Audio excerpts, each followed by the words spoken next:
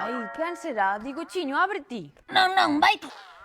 Non ves que me encanta este programa? Xa, e a min tamén. É moi interesante, moi entretido.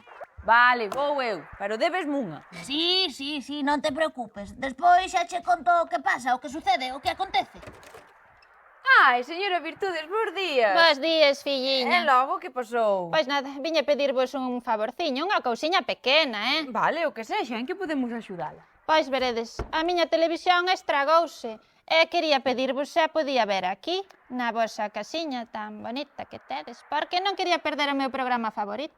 Pois por nós non habería problema, verdade, Digochiño? Sí, pero cando remate o que estou vendo eu.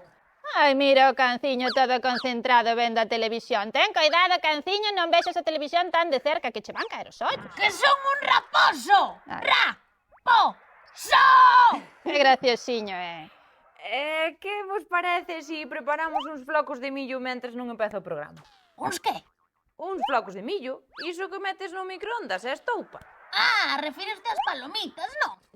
Sí, o que pasa é que palomitas non é correcto. En galego temos que dicir flocos de millo. Ah, vale. Comedeos vos, que eu coa miña dentadura non podo. Despois quedan manaquiños entre os dentes. Quita. Vale. Ai, aí empeza o meu programa favorito. A miña telenovela. Dalle aí vos.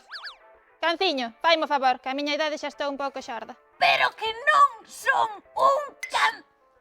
Cala, que non vexo ben. Nada, vostede como se estivese na súa casa, señora Virtudes. Ai,